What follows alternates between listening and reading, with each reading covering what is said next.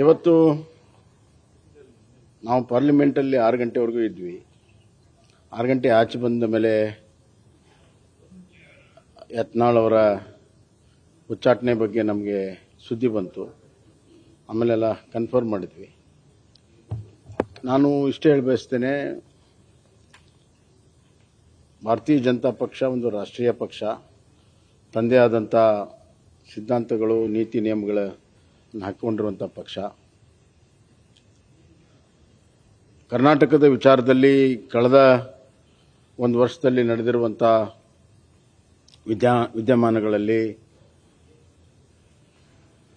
ಹಲವಾರು ವಿಚಾರಗಳು ಹೈಕಮಾಂಡ್ ಗಮನಕ್ಕೆ ಬಂದಂಥ ಸಂದರ್ಭದಲ್ಲಿ ಎಲ್ಲರನ್ನೂ ಒಗ್ಗೂಡಿಸ್ಕೊಂಡು ಹೋಗುವಂಥ ಪ್ರಯತ್ನ ಹೈಕಮಾಂಡ್ ಮಾಡಿದೆ. ವರದಿಗಳನ್ನು ತರಿಸ್ಕೊಂಡು ಎಲ್ಲರನ್ನೂ ಮಾತಾಡಿಸಿ ಒಗ್ಗೂಡಿಸುವಂಥ ಪ್ರಯತ್ನ ಮಾಡಿದೆ. ಈಗ ಶಿಸ್ತು ಬಹಳ ಮುಖ್ಯ ಅನ್ನುವಂಥ ಒಂದು ಕಾಲಘಟ್ಟಕ್ಕೆ ಬಂದಿದ್ದರಿಂದ ಈಗ ಕ್ರಮ ತೆಗೆದುಕೊಂಡಿದ್ದಾರೆ. ಕೆಲವರು ನೋಟಿಸ್ ಕೊಟ್ಟಿದ್ದಾರೆ, ಕೆಲವರ ಮೇಲೆ ಕ್ರಮ ತೆಗೆದುಕೊಂಡಿದ್ದಾರೆ. ಇದರ ಹಿಂದೆ ಏನೆಲ್ಲ ಇದೆ ಅನ್ನೋದನ್ನು ನಾನು ವರಿಷ್ಠರನ್ನ ಯಾರನ್ನು ಭೇಟಿಯಾಗಿ ಮಾತಾಡಿ ತಿಳ್ಕೊಳ್ತೇನೆ. ಆದಷ್ಟು ಎಲ್ಲರನ್ನೂ ಒಂದುಗೂಡಿಸಿ ತೆಗೆದುಕೊಂಡು ಹೋಗುವಂಥದ್ದು ಇವತ್ತಿನ ಒಂದು ಸ್ಥಿತಿಯ ಒಂದು ಅನಿವಾರ್ಯತೆ ಇದೆ, ಅವಶ್ಯಕತೆ ಇದೆ. ಅದಕ್ಕೆ ನಾವು ಎಲ್ಲರೂ ಸೇರಿ ಮಹತ್ವ ಕೊಡಬೇಕು. ಪಕ್ಷದ ನಿರ್ಣಯ, ನಾನು ಯಾವಾಗಲೂ ಹೇಳ್ತಿದ್ವಿ, ಹೈಕಮಾಂಡ್ ನಿರ್ಣಯ ತಗೊಳ್ತದೆ, ನಾವೆಲ್ಲರೂ ಒಪ್ಕೋಬೇಕಾಗುತ್ತೆ ಅಂತ. ಅದನ್ನು ನಾವೆಲ್ಲರೂ ಪಾಲಿಸಿ ಬರುವಂಥ ದಿನಗಳಲ್ಲಿ ಇನ್ನೂ ಯಾವುದೇ ರೀತಿಯ ಪಕ್ಷಕ್ಕೆ ನಷ್ಟ ಆಗದ ರೀತಿಯಲ್ಲಿ ನಾವು ಒಗ್ಗಟ್ಟಿನಿಂದ ಕೆಲಸ ಮಾಡುವಂಥದ್ದು ಅವಶ್ಯಕತೆ ಇದೆ. ಇನ್ನು ಮಿಕ್ಕಿದ್ದು ಯತ್ನಾಳ್ ಅವ್ರ ವಿಷಯ ವರಿಷ್ಠರ ಜೊತೆಗೆ ನಾನು ಚರ್ಚೆ ಮಾಡಿ ಆಮೇಲೆ ಹೇಳ್ತೇನೆ. ಮಾತೆ ಮುಳುವಾಯ್ತಾ ಅಂತ ಸರ್? ಮಾತು ಮುಳುವಾಯ್ತಾ ಅಂತ? ಅಲ್ಲ, ಅವ್ರಿಗೆ ನೋಟಿಸ್ ಕೊಟ್ಟಿದ್ರು, ಅದಕ್ಕೆ ಉತ್ತರ ಕೊಟ್ಟಿದ್ರು 2 ಬಾರಿ. ಅವ್ರ ಉತ್ತರದಲ್ಲಿ ಏನಿದೆ ನಮಗೆ ಗೊತ್ತಿಲ್ಲ. ಶಿಸ್ತು ಸಮಿತಿ ನಿರ್ಣಯ ತೆಗೆದುಕೊಂಡಿದೆ. ನಮಗೆ ಶಿಸ್ತು ಸಮಿತಿ ನಮಗೇನು ವಿಚಾರಗಳನ್ನು ಹೇಳಿಲ್ಲ, ವರಿಷ್ಠರು ಕೂಡ ವಿಚಾರ ಹೇಳಿಲ್ಲ. ತಿಳ್ಕೊಬೇಕಾಗತ್ತೆ ಯಾವ ಸ್ಪೆಸಿಫಿಕ್ ಕಾರಣಕ್ಕಾಗಿ ಇದೆ ಅನ್ನೋದನ್ನು ತಿಳ್ಕೊಬೇಕಾಗತ್ತೆ. ತಿಳ್ಕೊಂಡು ಮುಂದೆ ನಾವೆಲ್ಲರೂ ಒಂದು ರೀತಿಯಲ್ಲಿ ಇಂಥ ಒಂದು ಕಾಲದಲ್ಲಿ ಒಕ್ಕಟ್ಟಾಗಿ ಹೋಗುವಂಥದ್ದು ಅವಶ್ಯಕತೆ ಇದೆ.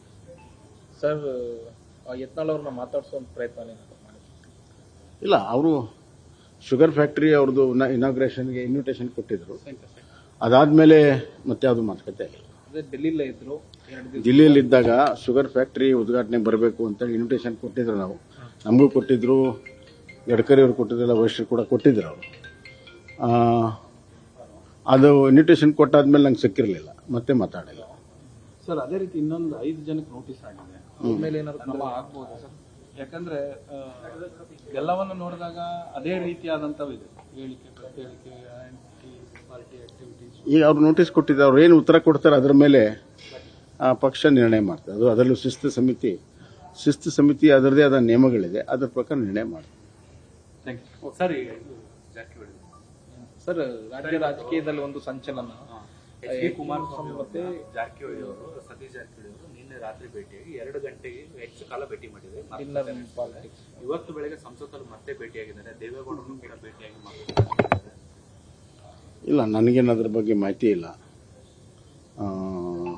ನಿನ್ನೆ ರಾತ್ರಿ ಭೇಟಿಯಾಗಿದ್ದು ಮಾಹಿತಿ ಇಲ್ಲ, ಇವತ್ತು ಸಂಸತ್ನಲ್ಲಿ ಭೇಟಿಯಾಗಿದ್ದು ಮಾಹಿತಿ ಇಲ್ಲ. ಅವರೆಲ್ಲ ಒಂದೇ ಪಕ್ಷದಲ್ಲಿದ್ದವರು. ಸೌಜನ್ಯಕ್ಕೂ ಭೇಟಿಯಾಗಿರ್ಬೋದು, ರಾಜಕಾರಣಕ್ಕೂ ಭೇಟಿಯಾಗಿರ್ಬೋದು.